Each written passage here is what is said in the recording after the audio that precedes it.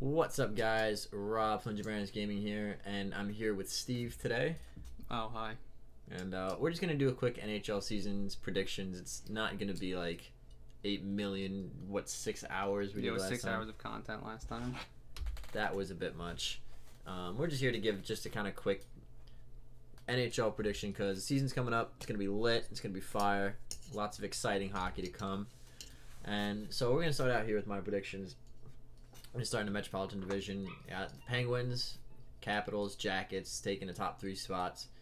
And I think, I don't really think like anyone's going to argue the Penguins or Capitals in the top 2 spots. Well, I mean, besides you later on. But, I mean, as far as like the 2 teams, like, they're going to be good. They didn't really lose a lot in the offseason. I mean, the Penguins today traded Pouliot to the Canucks for some reason. They said they wanted to like go in a different direction. I don't know. Whatever. Steve has put on an elf hat, so that's gonna be his outfit for today. I found it. It's lit. And then I got the Blue Jackets up there. I think because once they add Panarin, they're just gonna score a ton. I think that's gonna be their big thing this year. Is the Blue Jackets. They're gonna score a lot of goals. I mean, they can keep the puck out of the net. I think Jack Johnson, Seth Jones, Werenski. I think those guys can keep the puck out, and Bobrovsky's obviously, he's one of the better goalies in the league. But I think their biggest strength is they're just going to score a dick load of goals this year. And then I have the Rangers and the Islanders locking up the 2 wild card spots, followed by the Flyers, Hurricanes, and Devils. I know some people think the Hurricanes are going to take a step this year. To me, my biggest fear with the Hurricanes is that their defense is super young, and they don't really have like a bona fide starter. They have Cam Ward, who I think can still be good in this league, but like he's been slowing down a lot the last couple of years. And then they got Scott Darling, who I don't think is good enough to really salvage a team. I don't think he's good enough to take over and start immediately and just win the team over. So that's my Metropolitan. Let's skip over to you, and then you can start explaining yours here. All right, so I went with the Penguins because like nothing's really changed. They've got Chris Letang back. Matt Murray's gonna get at least 30 plus, 60 plus starts. So you're looking at probably 40 plus wins out of him alone. The Blue Jackets number 2 because I think if they can put it all together like they played, because last year after that 10-game win streak they're about a 500 hockey team. But had they managed to put together anything resembling a complete game after that, they would have probably passed the Penguins in number 2. I also think Bobrovsky's is going to stay healthy. He's going to be good. And then with Panarin, they're going to get, a bona fide, 70-point guy out of that. I think the Rangers are going to get lucky and sneak in at number 3. With the addition of Shattenkirk, I think it makes their power play better. And with they have a better their center depth is a little worrying with Zibanejad being number 1 and Hayes being number 2, but it's their wing they're still deep down the wing. So, and we got Philip Hedl. I don't know how you spell Hedl out of that, but to take up the number 3 center role. So hopefully he can actually have a good rookie season. I think the Capitals slip into a wild card entirely because they lost Alzner and Nate Schmidt on defense. And they lost Marcus Johansson, who is one of their better depth scorers. And I also just feel that there's no depth left on the roster now that they have like $25 million wrapped up in 3 players in Backstrom, Ovechkin, and Oshie. I think the Islanders don't make it based entirely on the fact that their defense has a lot of question marks on it. Outside of Leddy and Boychuk, you really don't know what you're getting. The goaltending can be kind of spotty from them too, because Grice can put together really nice strings of games, and so can Halak. But it's whoever to end up, because their defense is so spotty. I don't think they're going to get the chance to do it. I think the Flyers are gonna finish almost bottom of the division again, because while they have some talent up front with guys like Claude Giroux still being Claude Giroux, and they added Nolan Patrick, who has had some injury issues in junior, and it being his rookie year, who knows what he's going to do. But on defense, they have a lot of question marks outside of Shane Gostisbehere, who had a slow start last year. Travis Sanheim could be very good for them. Down the road he's going to be very good for them. Ivan Provorov's an animal. He's gonna be very good for them this year, next year, going forward. But I still don't think it's gonna be enough to carry them into the playoffs, especially with Brian Elliott being their goaltender, who is notoriously spotty after leaving St. Louis. And obviously the Devils are gonna miss out just because they have a lot of young defensemen who are really good. They have one of the best goaltenders in the league in Corey Schneider, but their forward core is still very weak to me, and I'm pretty sure Travis Zajac is still injured. Is going to miss a while, like 6 or 8 weeks or something like that. So that's going to hurt down the middle. And I mean, they got Nico Hischier, but again, like Nolan Patrick, he's a rookie, and you really can't expect. I mean, you can't loft the kind of expectations that were lofted upon like Austin Matthews or something like that, because those guys are considered generational players, and these guys weren't. They're going to be good players, and they're going to be like they have a very high ceiling for this league, but I don't think they're going to be 40 goal guys like Austin Matthews was last year. I also forgot to mention the Carolina Hurricanes. I think their scoring up front is going to continue to be very good with Sebastian Aho, who's going to build on his successful season last year. And guys like Toivo Teravainen are finally going to figure out a way to put a complete season together. And, you got Jeff Skinner, one of the best skaters and scorers in the league. And their defense, although very young, I think is ready to take a step with guys like Hayden Fleury. And you always have you have Jacob Slavin, or Slavin, I think it's pronounced. And then number 20, Justin Falk, who's, always been a pretty big stalwart there. The big question mark I have is still their goaltending, like Cam Ward and Scott Darling. Are they going to be enough to, is either one of them going to win the starting job outright? And if not, is the 1A, 1B thing going to work going forward on a stretch run? I think they're going to make it entirely because I think their defense is very talented and is very young, and they can move the puck well, and I think their offense is going to be very good. And I don't mean very good, like they're going to score 80 billion goals a game, but I think very good in the fact they're going to be, a hard checking, hard skating team who's going to be able to put up 3-4 goals a night and win games. And their defense is going to be able to keep, limit the high quality shots that guys like Darling and Cam Ward face. I think that's been their biggest issue, is their defense has been kind of porous the last couple of years because they've been trying to insert all these young rookies all over the lineup, and I think finally it's going to work out where these guys are going to be old enough and have enough experience where they're going to figure out how to put together the whole game. I think the Devils are the same way too. The Devils have been inserting so many young rookie defensemen over the years into their lineup that I think finally they're going to have enough guys who've played maybe 80 to 100 games in the NHL who finally can establish themselves and actually play. And maybe Corey Schneider, goals against hasn't been their issue the last couple of years. It's been scoring. They had Corey Schneider, and the guy put up just 2.2 goals against average I think a couple of years ago on a team that wasn't scoring any goals. So I think that's really what it comes down to. So the only one that we disagreed on, we have the same teams making the playoffs. Our order is different.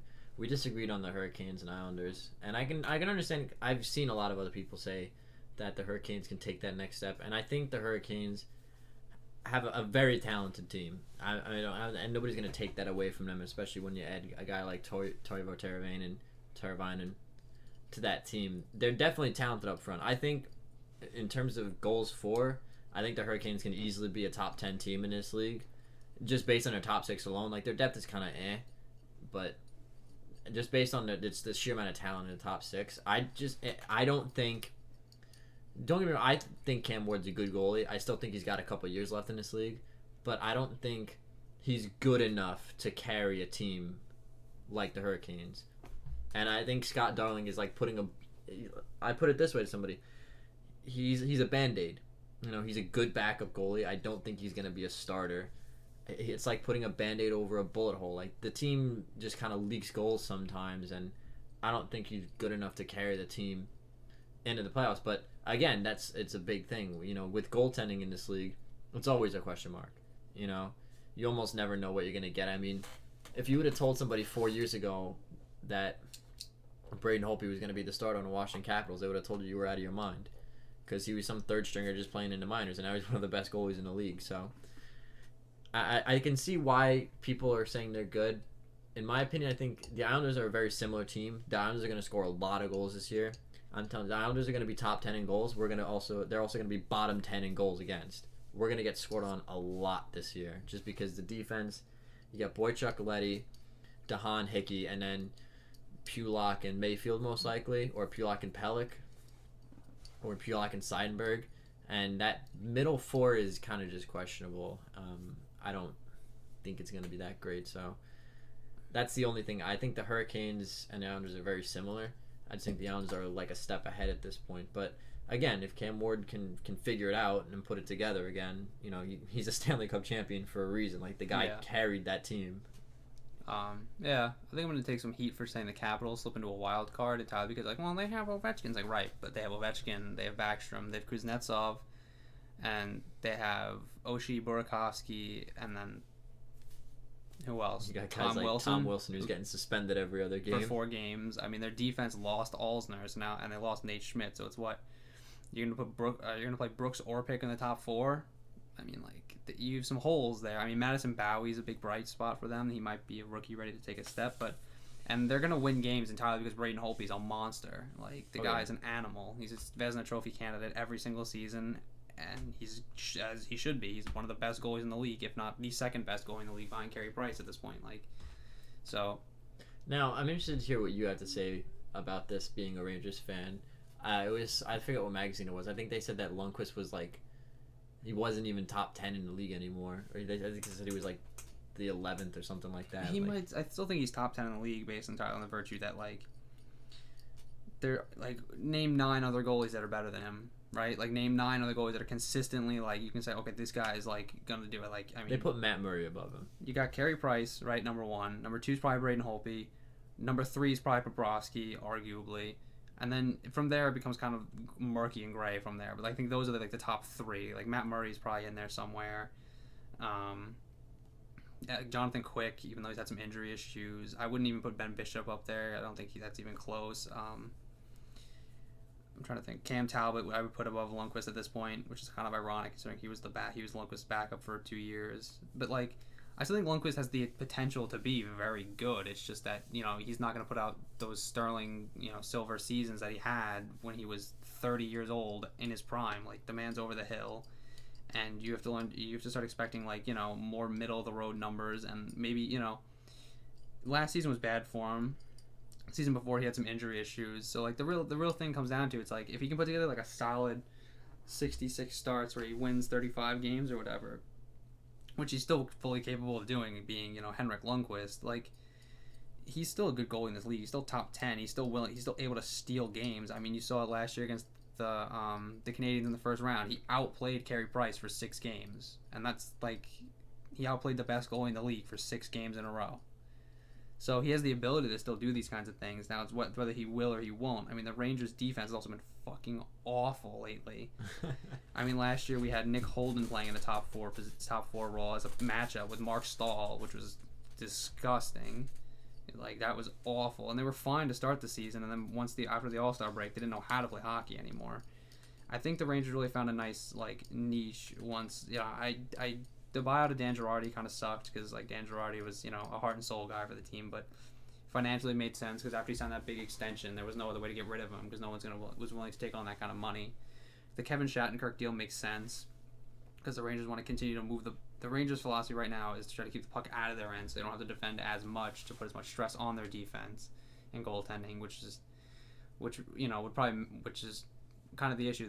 They've been defending so much that Lundqvist has faced so many shots over the last 2 years that, like, but he's also struggled himself. So I think he's fine. I think he, realistically, he's got only like 2 or 3 years of really, really good games left in him before he starts to really start to slide. But the man's 35 years old. I mean, he's been on Broadway for 12 years, and he's been a superstar in this league for 12 seasons. So I don't think anything's going to change now just because he's 1 year older.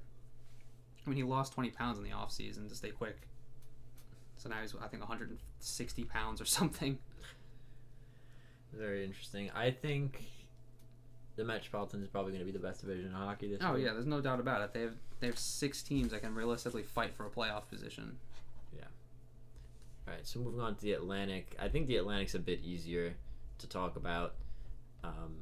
I just have Montreal, Toronto, Tampa Bay taking up the 3 spots, earning those playoff spots, and then I have the Buffalo Sabres missing, but I'm going to say it's going to be very close. I think the Sabres are definitely talented enough to make the playoffs at this point. The reason I'm going to say that the Sabres missed the playoffs is because they have a lot of talent. They have a lot of scoring. What they don't really have is a lot of established defense. You good? Yeah.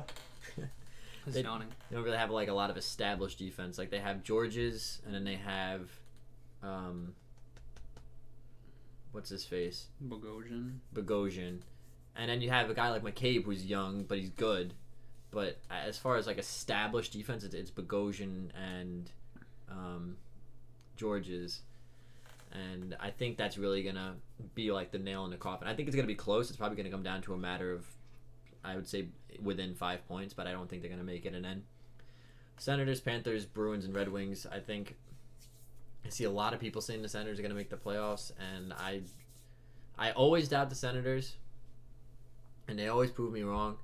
But the reason I'm going to continue to doubt the Senators is just because I don't think Craig Anderson is as good as everyone says he is. I really honestly don't believe it. I think for a while his numbers were kind of inflated just because the Senators had a pretty good defense. And they had a lot of shutdown defense was the key thing. You had Carlson, who's obviously the big talent up front, offensive defenseman, but then you had a lot of shutdown defensemen. That was kind of playing a little behind the curtain a little bit, and I think a lot of people didn't really recognize that. I'm waiting for the Craig Anderson bubble to pop. It's gonna pop at some point. I don't think he's as good as everyone says he is. He's got a lot of flaws that people can exploit. Panthers, I think it was really unfortunate for the Panthers to lose Riley Smith. I mean, they traded him, so obviously they were expecting it. But, I mean, that guy was, just going back to 2 years ago in the playoff win against the Islanders, like, he was involved in, like, almost every single goal, like, they had. Like, he's fast, he's talented. Too. Right. Like, I think the Panthers really, like, they lost big time to the Golden Knights this year. So I think they lost some talent that they can't recover. The Bruins are... I hate to say this to Bruins fans, but I don't, because I hate the Bruins because they're jackasses. But I think their time is done. I think they're over the hill at this point. Yeah, you got Tuukka Rask, who's one of the better goalies in the league, but let's not pretend Zdeno Chara is still a good defenseman anymore.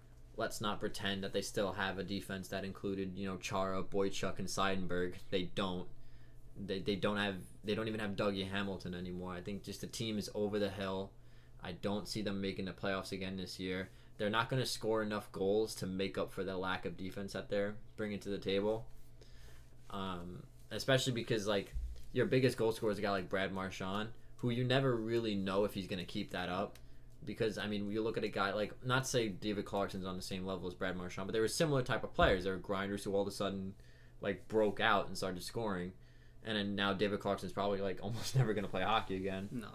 So... you never really know with a guy like Marchand, who is definitely a talented player. Don't get me wrong.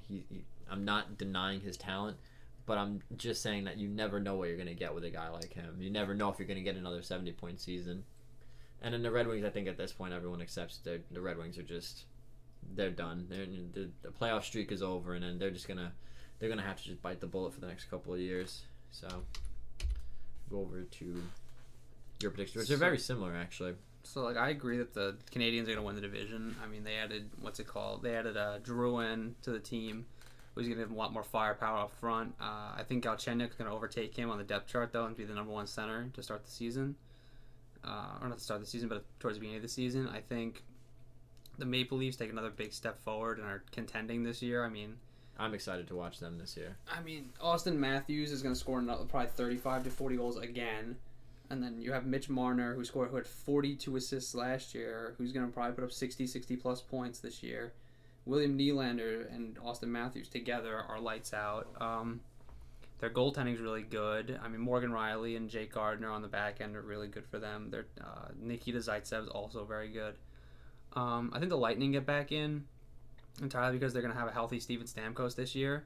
And a healthy Steven Stamkos can just win games on his own if he really wants to. I mean, the man was a 60-goal scorer 5 years ago, so I really don't bet against him. And then Nikita Kucherov had a big coming-out party without him last year, so together I think they're going to have a really potent offense.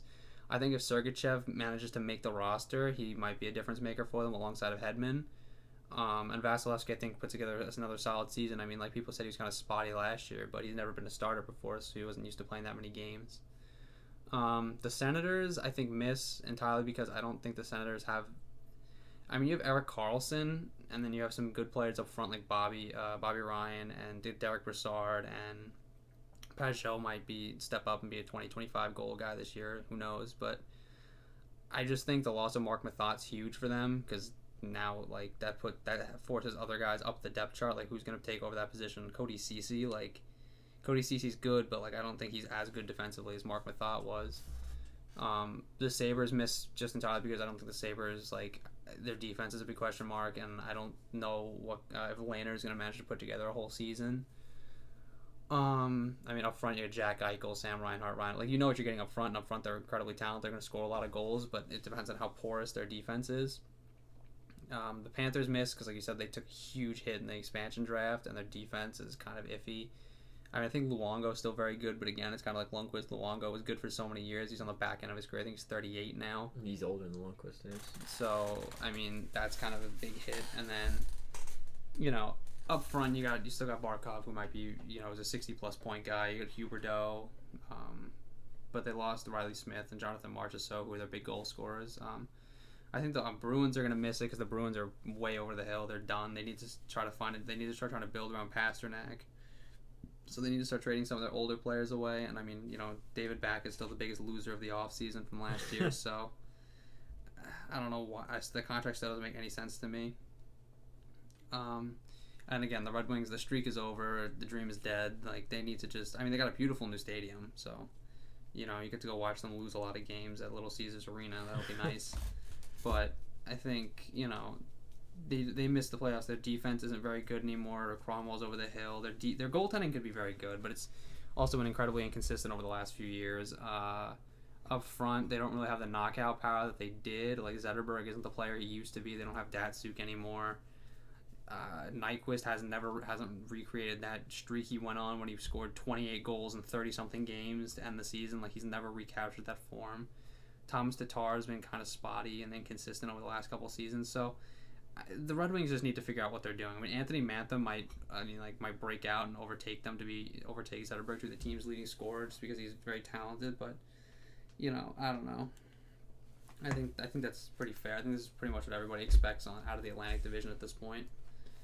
I think the Atlantic Division's a lot easier to call. I think the Metropolitan's kind of a crapshoot because, like, realistically speaking, like, given the right set of circumstances, I think 7 of the 8 teams could make the playoffs given the right circumstances. I don't think the Devils would make the playoffs. Like, that's not even just the Islanders fan of me. That's just they're just not good. They're not a good team. Scoring enough goals.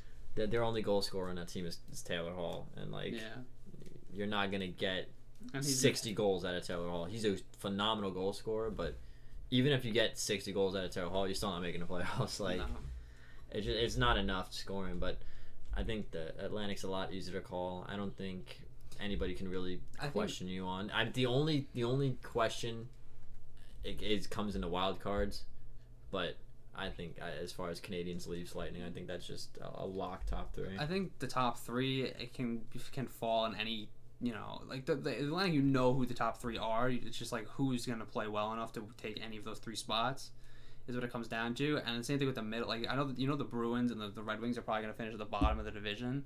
I mean, you could even switch the Bruins and the Panthers for me because, like, I think they're both going to be kind of a struggle this year. So, like, the top 3, you know who they are, but they can be in any specific order. And the same thing with the middle 3, like the Ottawa Senators, the Sabres, and like Panthers / Bruins. Like, those are going to be like the middle 3 in the division. And, like, you know, the Red Wings are just going to finish at the bottom because, like, that's just, they're not competitive enough. So, you know, like the Metro, it's like one team get really hot and fucking take the whole division. The Penguins, like, you know, the Penguins are making the playoffs, but it's like, are they going to slip and end up in a wild card because they have a really bad, like, you know, January or something? But it's like these realistically 7 teams to make. Like, even if the Flyers, like, if their defense manages to, like, if Sanheim steps up and Provorov steps up and takes another big step and they have another really good season, and for some reason Brian Elliott recreates the seasons he was having down in St. Louis, like, there's a real shot at it. The Islanders, the same thing. If they can manage, their goaltending manages to be really good and their defense sorts itself out, then, you know, and they score a lot of goals, they can make it. But, like, the Devils don't have the talent up front, especially with Zajac missing, like, I think the first month and a half of the season or something. And so, like, the Metro is just, it's a big gray area. All over the place. It's going to be super competitive in the Metro. It's the best division in hockey right now. I think the biggest fun, like one of the interesting things to watch though, is with the Penguins is Matt Murray in the regular season because there's no Fleury to go to anymore. Well, the regular season record's something crazy, like 60 something wins and 12 losses. Like he's got some dumb number over the last 2 seasons. Right. I think it's just interesting though because like Fleury was always there as like a safety blanket. You know, if things were going south, you turn to Marc-Andre Fleury. If things go south for the Penguins this year, who you turning to? Yo, throwing Antti Niemi in there. I'm telling you right now, Niemi Vezina season. Yeah. No, he's not doing that. So now we're gonna switch over to the Western Conference Central Division. I have the Stars, the Predators, Blackhawks, Blues and Jets taking a wild card, and then the Wild and Avalanche. The Stars are just disgusting. They're gonna score so many goals. It's gonna be ridiculous. Jamie Benn and Tyler Seguin, just probably the most dynamic duo in the league right now. You just can't stop those guys. Like, it's ridiculous. And I think their goaltending is good enough. I thought their goaltending was good enough with Kari Lehtinen by himself, but apparently they needed to bring in Ben Bishop. So, like, who knows how long he's actually even going to last there because he's been all over the place the last couple seasons. He's just been on team and team and team. But I guess it's a nice insurance marker to have in case Lehtinen starts to falter, but I'm not so sure if Ben Bishop's really the answer to that. But Predators at number 2. As long as Pecorino stays healthy, they'll be fine. He's had some groin issues and E. coli issues in the recent years. But as long as Rene's healthy, I mean, that team... Now the Nashville Predators can score goals, which is the biggest thing they were always missing for the longest time. I mean, you don't have James Neal anymore, like... All right, like he's gone, but so Philip Forsberg. Their defense is a lot more dynamic now with guys like PK Subban, Roman Josi. I mean, Ryan Ellis. Like for the longest time, the Predators were super good defensively. They just couldn't score a goddamn goal to save their life. But now they've started to turn that around. They can score goals. They're a dynamic team. They're exciting to watch, and I think they can really lock up a top spot. Blackhawks. Kind of a question mark. They lost Panarin, which was huge. I think that's just really, really gonna hurt their team. Their depth definitely took a hit. They're not as good as they've been. I don't think they're Stanley Cup good anymore. I mean, of course, anything can happen in the playoffs, but you know, no one's like before the top picks. It was always Blackhawks, Capitals for like 3 straight years. That was everyone's picks, but. Now I think, you know, Predators and Stars are a better team than them. The Blues, I think, can sneak into a wild card spot. I mean, whether or not they do anything in the playoffs, I am now the elf. Whether or not they do anything in the playoffs is a whole other question, but they're still a deep team. They still have the same identity where everyone's got a role to play and everyone's going to play their role. I mean, they had a great end of the season last year under Mike Yeo, the Blues, so... Like, they went, 33 and, 11 or something stupid to end the season last year after they fired Ken Hitchcock. Yeah, and I think Jake Allen, he's only going to get better playing more games, so there's that. The Jets can easily miss the playoffs if their goaltending sucks, which has been a huge issue. I think up front and even on the back end, they're a highly talented team. You got Scheifele, you got Laine. On the back end, you got guys like Jacob Trouba, who are just dynamic puck-moving defensemen. The biggest thing is their goaltending. That's why I think if their goaltending was better, they'd be higher on the list. But if their goaltending falters, you can see, you know, the Kings, the Coyotes, or the Wild sneak into a playoff spot there. But I have faith in the Winnipeg Jets. Wild, I'm not sold on the Wild's team identity. They still haven't really figured it out. They haven't figured out what they are as a team. I think that's the big difference coming into this season is teams like the Winnipeg Jets and teams like the Calgary Flames, the Edmonton Oilers, they've established an identity now. For the longest time, the Wild kind of preyed on a Central Division that had a garbage Predators team. The Stars weren't very good, you know. It was basically the Blackhawks, Blues, and I mean the Avalanche were good for a while, but I think the Wild really benefited from a very weak Central Division. But now that, you know, the Jets and the Predators and the Stars are all contending teams for, you know, the Stars and Predators playoff, Stanley Cup contending teams, and the Jets a playoff contending team. I think the fact that the Wild just still are kind of just this conglomerate mass of a team that doesn't really have an identity is really going to hurt them. And then the Avalanche is just like they gotta they gotta do something in Colorado. They don't know what the hell is going on down The there. Avalanche are the worst team in hockey this season. That's I would say absolutely. I think even the Golden Knights are gonna be better than the Avalanche. So like my Central Division, I agree. The Dallas, our top three is identical. I think the Dallas Stars are going to do it just entirely because, like you said, their scoring is disgusting. I mean, you have. Who are your wildcard teams? Oh yeah, the St. Louis. I think the St. Louis Blues and the Minnesota Wild is sneaking at wild card positions. I think you're going to get 5 teams out of the Central and only 3 out of the Pacific because I just think the Pacific's very weak. But with the Dallas Stars, their scoring up front is what you're going to get. It's been that way for 4 or 5 years now. They added Radulov, which is good for them. They added Mark Mathod on the back end, which really helps to solidify the fact that they can now defend. If Ben Bishop can stay healthy, he can put together a really nice season. And then Kari Lettinen being the back will be very nice for them. But if Ben Bishop gets injured, I think they might struggle a little bit. The Blackhawks are the Blackhawks. Like I don't think you really can. Like I don't think they're going to win a Stanley Cup, but I still think they're going to be one of the better teams in this whole division. I mean, Patrick Kane, Jonathan Taves, Brendan Saad. Who else is even on this team anymore? Like Keith is still there. Isn't Saad on? No, Saad they traded Saad for Panarin. Right. Duh. They lost Hjalmarsson though. I forgot about that. That's a big hit for them. They don't have Nicholas Hjalmarsson anymore. He's on the Coyotes. I don't know. I think honestly, my middle 3, the 2, 3, and 4 spots can move in any direction. Because I think the Predators are very good and they can score, and their defense is like obviously probably the best in the league. And if Pekka stays healthy, they can put together a really, really nice season. The Blues, I have some question marks, especially now that Robbie Fabry went down with an injury. So I think their scoring up front isn't going to be as potent as it could have been or as it was. Yeah, that's huge. Before the season even starts, he's already gone. Their defense is pretty good. You have Pietrangelo and what's his name? Parayko. Colton Parayko. I almost called him Jacob Chychrun. I was like, ooh, that's not the right guy. Jake Allen's good. So Jake Allen, who's the backup? Carter Hutton. Okay. I think so. You can get 15 wins out of Carter Hutton, so that's not too bad. The Minnesota Wild, again, that's an identity issue. They've tried to jigsaw puzzle their way to a team, and it doesn't make any sense. They've just been buying players on free agency, hoping for the best. I mean, Mikael Granlund's good. Parise's still a good hockey player. So is Ryan Suter.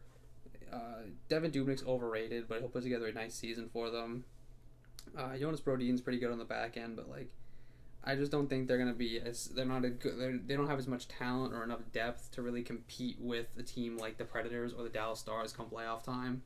So if they run into one of those teams, I think it's over for them. The Winnipeg Jets, I think, are very good. I think they could slip into a playoff spot. I mean, they could knock the Wild out if they managed to do it. The Winnipeg Jets' biggest issue last year was their penalty kill was awful, but they also took too many penalties. Was the really big issue they had was they were taking I think they took the most penalties in the league. So they brought in a retired referee to come in and try to coach them into how to not do that, what you shouldn't do anymore, which is kind of ridiculous. But you're professionals, you should know what you should and shouldn't do. But I think up front they're very talented. You have Patrick Laine, Mark Scheifele. You had Kyle Connor. And guys like that, and they can score a lot of goals. On defense, Jacob Trouba can move the puck very well. They have Tyler Myers still. Still got Bufflin. Yeah, Dustin Bufflin will put up points, but he's kind of a goon. Goaltending, though, is the real issue. They picked up Steve Mason from Philadelphia, who had some good years in Philly, but isn't really an elite starter or I mean, he's good for at least 25 to 30 wins a year. I mean, that's not saying much, but he's good. But I don't know, they really, it's really betting on Hellebuck to develop into a really good starter, and I think he will. So, but he needs a little bit of time. So, if Mason put together a solid season like he had in Philly a couple years ago, when they went to the playoffs and played the Rangers in the first rounds, I think, they have a chance to make the playoffs, but if he's inconsistent like he was last year with the Flyers, then it's not. Then they don't really stand a chance, and the Avalanche are going to be the worst team in hockey. There's just nothing about it. I think Duchesne gets dealt by the middle of October probably. Oh yeah. So he's he gone. wants out. They've done nothing but try to force him out the door anyway. So, and then Rantanen's might take another step and score another 20-something goals. Landeskog's pretty good. the other centerman. McKinnon's very good. Tyson Berry on the back end is very good. Varlamov's a good goaltender, but that's it. That's the whole team right there. They don't really have anything else. So I think they missed the playoffs by a huge margin again, and they probably end up with the top 3 pick. Yeah, the Avalanche are just Pacific Division is super easy to call, in my opinion. Ducks, Oilers, Flames, top 3. The Flames obviously took a big step back, missing the playoffs, but I think they can put it together. Their biggest problem with the Flames is their goaltending. Because they have Mike Smith, which is they've been looking for a goalie ever since what's his face, Skip Town. When they made the playoffs, who did they have? They had I mean, I think they made the play. They made the playoffs last year too, but the year before they had. When they beat the Canucks, who was their goaltender? I don't remember. Was it Red O'Bara or something? It was some weird combination of Red O'Bara and somebody else that won games for them. But I think the biggest question mark, obviously, for the Calgary Flames is goaltending. I don't think Mike Smith's a really good goalie. I think he's highly overrated. I think he's good enough though with a highly talented Calgary Flames team to take advantage of what, in my opinion, is a very weak Pacific Division. I don't think the Kings are going to make the playoffs just because Quick is good, but I don't think he's good enough to carry a team who's not going to score a lot of goals. Who's going to score goals in this team? You got Kopitar's going to score goals. Doughty's going to score goals. Toffoli's going to score goals. But then, Brown's not going to score goals. He hasn't scored goals in, 3 years. Gaborik is just, I don't know what Gaborik's doing. He's old. He hasn't found his game as of late. I just don't think the Kings are going to score enough goals to make the playoffs. Coyotes I really wanted to say we're going to make the playoffs just because they're super talented. If you notice, this is a trend with my picks. Is I like high-end talent teams because I think the league is moving towards fast-paced, high-flying offense, high-flying talent. But I don't think they're good enough to make the playoffs with the goaltending that they're going to get, which was the biggest problem last year. And I don't think their defense is very good either outside of Ekman, Larson, and Chychrun. They're going to score a lot of goals, but they're also going to hemorrhage goals to teams. And I think they're going to miss the playoffs just based on that. Sharks don't have any goal scoring almost at all because Pavelski's going to score. And then Burns is going to score. But then, you're searching at that point. Thornton is what, 39? Yeah. He's old. He's getting up there. The team's just not good enough to score enough goals. Martin Jones is a good goaltender, but do I think he's a steal 30 wins plus, his team gives him about 10 to make the playoffs? No, I don't think he's that good to make the playoffs on his own. Canucks just, I don't know what the hell is going on in Vancouver anymore. That they put Hunter Shinkaruk on waivers. I mean, he got through, so they still have him, but they put him on waivers. They're relying on guys like Brock Bozer and the younger guys. I think it's about time that they really start seriously considering trading the Sedins. The Sedins have publicly stated that they want to retire as Canucks, but I think until they can move past the Sedins, they're going to be trapped in this perennial let's try and make the playoffs, and it's just not going to happen. The Pacific Division is super weak, but it's not weak enough to the point where they're going to beat a team like the Oilers or they're going to beat a team like the Ducks. And then the Golden Knights, I was super excited for the Golden Knights this year. They had a lot of talent available to them in the draft, but they made a lot of deals for draft picks to not take the high-end talent that was available. And they just don't have enough goal scoring to do it. Their defense isn't good enough to do it. It's going to be a really exciting season in Vegas, but unfortunately I don't think it's going to be a very successful one. Ducks and Oilers 1 and 2, that could go either way as far as I'm concerned. You could see the Oilers win the division easily. I mean, in my opinion, the Oilers probably had the second best offense in the league behind only the Toronto Maple Leafs. And yeah, I think the Toronto Maple Leafs are going to score the most goals in the league just because they have just so much youth and speed, and they're kind of ahead of the curve on this youth movement in the National Hockey League. But I mean, everyone knows the Oilers are going to score goals. Of course, they lost a little bit of goal scoring. They traded Eberle to the New York Islanders. Strome, they needed another center, but he can also play wing. But again, like the Oilers are just a good team. They're just gonna outscore people. Their defense is okay enough with Cam Talbot, who's a really good goalie, to get them in a division spot. And yeah, I think again people are gonna question me on the LA Kings, but I don't see it happening for them this year. And I think you and I had basically almost the same. I think the Oilers are the best team in the division. I think they're a Stanley Cup contender this year. I think Adam Larson took a big step to prove that he's a number one, number two defenseman for them. I mean, you can't bet against Connor McDavid and Leon Draisaitl at 1 and 2 down the middle. I mean, that's like a 1A, 1B, or 1A, 1A and a half. Like, these guys are so good. They're so good. McDavid can contend for 40 goals. He's going to score 100 points again. Draisaitl's a 30-goal scorer every season. Like, the guys, they're so talented. And then Keiler Yamamoto might make the team, and he's very good. Goaltending, Cam Talbot's a beast. Cam Talbot's one of the best goalies in the league. He's easily going to carry the same weight that he carried last season. I think the Ducks take a little bit of a step back and don't win the division because I think their goaltending is very good. But they're starting the season without Kessler or Hampus Lindholm, and I think I think Cam Fowler might be missing the beginning of the season too with injury. So I think that's gonna be a rough couple weeks for them. So I think they're gonna start playing catch up to teams like Calgary and Edmonton at that point, which I think eventually they will overtake Calgary because I think they're just better. Because I don't think you can bet against Ryan Getzlaf and Corey Perry right now. I think Jacob Silverberg's still very good. What was his name? Raquel. I think Ricardo Raquel scores another 30 goals this year because I think had he actually played at the beginning of the season instead of holding out for a contract last year, he probably could have been a 35-goal scorer because he came in on a tear. I think the Kings missed the playoffs because they're on defense they got Drew Doughty, Alec Martinez, Jake Muzzin, and then like who else? Nick Forbort's like their number 4 up front.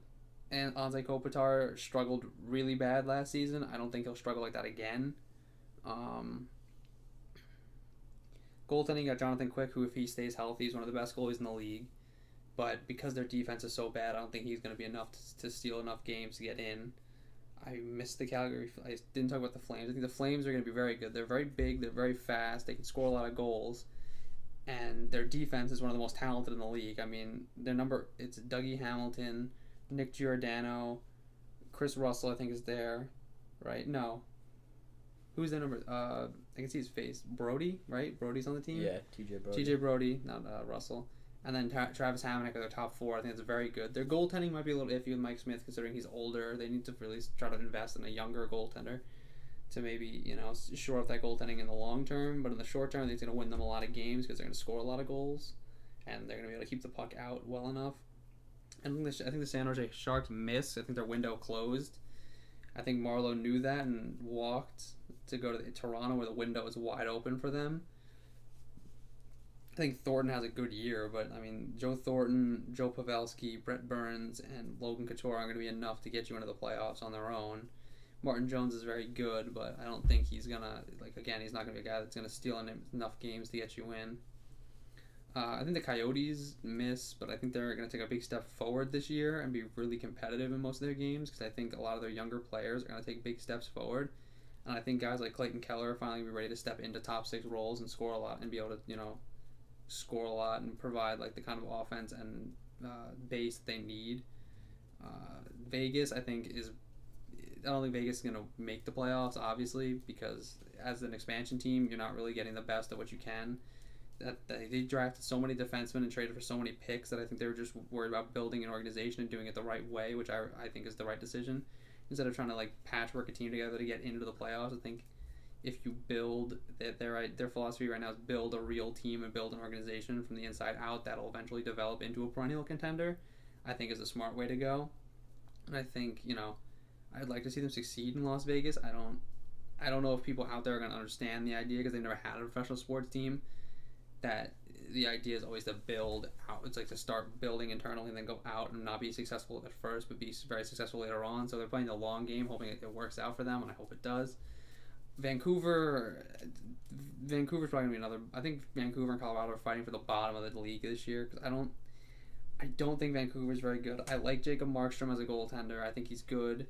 Their defense is pretty good. I mean, really not. They have Tanev. Edler. And then Nothing else. Yee. Up front, they have the Sedin. Like you said though, like as long as they have the Sedin brothers, they're never gonna get over this idea that like we have to win them a cup and we have to try to get a team out there that's gonna be competitive, instead of doing the right thing, which is to bring in young guys and build and try to use the Sedins in a more of a teaching role instead of like a trying to get them to be like a centerpiece still, because they're old and like they're probably gonna retire after the year their contract is up. So I think you just hold on to him for one more year, but like. Bo Horvat's good, but Bo Horvat's not a number one. He's a number two center on in any good team. They really need to figure out like where their high end talent is. Like Brock Bozer is very good, and I think he's got a lot of a high ceiling. I think did they draft Liljegren? No. They have I think they have a defense in the system that they're waiting on too. But there's some things like there's a lot of like question marks about them that just like you can just look at them and say they're not good enough to make the playoffs, and even in a weaker division like they're not going to be good enough. The good teams in this division are all they're going to have to do to keep themselves afloat is to beat up on the weaker teams in their division and win enough games against like teams like Vancouver to create a gap that's too insurmountable for the teams that are chasing them, like the LA Kings. So like I think Calgary, Anaheim, and Edmonton beat up on Vegas, Vancouver, and Arizona enough to create a big enough gap where Los Angeles and San Jose miss the playoffs.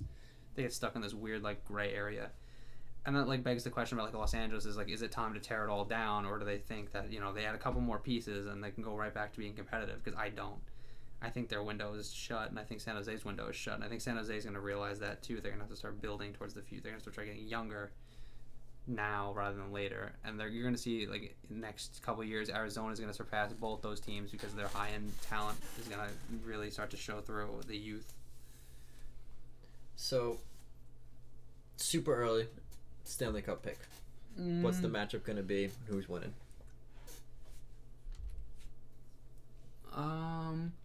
I think realistically the Oilers could really compete for a cup, but I think Dallas wins the West and goes to compete for a cup. And out of the Eastern Conference, the Penguins are the easy choice, right? But I think Columbus could do it if they really wanted, if they really put together a really good season and managed to get everything in place. I think Columbus could win the East, and it could be a Dallas Columbus Stanley Cup final, which would be very exciting. And then I think Dallas would ultimately win because I think Dallas just has a little more experience than Columbus. So you're saying Dallas over Columbus in the Stanley Cup Finals? Yeah. Wouldn't that be exciting? I agree. I think Dallas is going to win the Western Conference. I think they're just super good, high-end talent. I would like to say Oilers. I would like to say, the Flames or some super exciting team to watch. But I think come playoff time, it really does show. Like when the Oilers played the Ducks, it really does show. To be fair, the Oilers almost beat the Ducks. There were some questionable goal interference calls, but I just think it shows at the end of the day that high-flying offense isn't just enough to win a cup. I think that was the thing that plagued the Penguins for a while, and then they finally switched over, and they finally got some depth on that team in grit, with guys like Bonino, who could score, but it could also keep the puck out of the net. But I think it's gonna be Dallas, and coming out of the East, it's a total crapshoot in my opinion. Like, oh yeah, anybody can realistically come out of the East, but I will say that it's coming out of the East is probably. I want to say the Canadians can come out of the East because they can finally get over the hump. They can finally score goals. They added guys which has been their big problem, is scoring goals. Guys like Drouin and Galchenyuk. If Galchenyuk can put together a playoff run for once in his life, he can be an effective player. And if Drouin can keep together keep his attitude in check and keep his game on point, I think the Canadians can finally score enough goals to make it to the Stanley Cup Finals. Yeah. So I think it's going to be Dallas, Montreal, and I think this is final of the year. I think Montreal Canadiens are going to win the Stanley Cup this year. I've been saying that for like 5 years. It never comes true. They always get eliminated in the first round. So Canadiens fans, you keep your fingers crossed that I don't jinx you, the guys, this year, but I think that's who comes out. So do you have any players that you think are going to break out? Any players you think are going to slump? Anybody that you're keeping your eye on this year? Not anyone in particular. I think Austin Matthews and them continue to go. I don't think they're gonna have a sophomore slump. I don't think there's anyone in particular right now I'm looking at that I'm saying is gonna have like a big year, but or like a bad year. I mean, like I think David Back is gonna continue to struggle in Boston because he's bad. But other than him, I don't think I really have my eye on anybody in particular. I'm excited to watch. I think Sam Reinhart in Buffalo. He could have a big year. As far as breakout players, I'm looking at Sam Reinhart. I'm looking at Barzell with the Islanders. I'm excited to see what I think for a player that's really going to break out and surprise a lot of people. I think Jeff Skinner is going to score like 35, 40 goals this year. Yeah, he easily could. I think he's been under the radar on a bad Hurricanes team, but now that he finally has guys like Sebastian Aho and that young defenseman they have. Which one? Fleury, Bean. Yeah, any of those guys, those young puck-moving defensemen can really help him score goals. I think we're going to see the resurgence of Jeff Skinner as one of the elite players in this league. I hope to God that Steven Stamkos has a full year. He's way too exciting a hockey player to have the kind of only playing 20 games a year that he's had the last couple of years. He's way too exciting for that. And as far as slumping players, I think this is going to be a big thing for a lot of people. Probably going to be mad at me for saying this. I think McDavid's going to have a bad year by McDavid standards. I think he's going to put up 60 to 70 points, but I think a lot of people are expecting him to hit that 100-point mark, and I think a lot of people are going to be a little bit disappointed in him just because I think he's been in the league, like, what's this? This is going to be his third year. I think defensemen are starting to learn how to play against him a little bit. I think he's going to be a little more hard-pressed because, I mean, obviously everyone knew coming in he's a generational talent, but I mean, even when you hear like, oh, this guy's a generational talent, you're just like, oh, okay, like he's just like 19 years old. What is he gonna do? And he tore apart defenses last year. I mean, this guy was unstoppable. I think he's gonna have a good year. I think he's gonna put up 70 points, but I think a lot of people are gonna be disappointed because they're expecting him to go above and beyond, hit 100 points, like 40 goals or something like that. But I mean, that's just like if that's like my out there kind of pick for McDavid having a slump, quote unquote, McDavid year. And then as far as another slumping player, I don't know. I think the league is very deep. I think it's going to be an exciting year of hockey. I think I know that I'm really looking forward to watching a lot of games. And again, like I said, it's going to be super exciting to watch all throughout the year, especially the Eastern Conference where it's just a total crapshoot. And and it's just. I have one slumping player. I think Sidney Crosby is going to have a rougher year this year than he had last year. He's not going to score those 40 goals again like he did because everything he was shooting for a while was going in the net. Like, I don't think he's going to do that again this year. That was crazy. Like, that guy could, like, just touch a puck at his blue line and it would end up in the back of the net. Like, it was ridiculous for a while. I mean, he scored one-handed against the Buffalo Sabres. Like, he just rolled the puck over the goaltender. It was insane. I don't think he's going to have another year like that because, again, like even though he's the quote-unquote best player in the league, which I don't think he is anymore, but I just think he's going to be hard-pressed to match that 40-goal feat that he had last year. He might score 25 to 30, but I don't think it's going to be up near the 40 mark again. You have any last comments about No, that's the season? it. I think that's it. All right. Thank you guys for watching. Let us know what you think in the comments. Feel free to call me a complete jackass for anything I said. Feel free to call me an idiot. I'm expecting a lot of angry comments from Oilers fans about McDavid, and a lot of comments about the Habs fans telling me to stop picking their goddamn team because every time I do, they lose in the first round. 3 years in a row. Thanks, Montreal. Fucked my bracket every single season. Yeah. Blew it wide open. But thank you guys for watching, and we'll see you guys next time.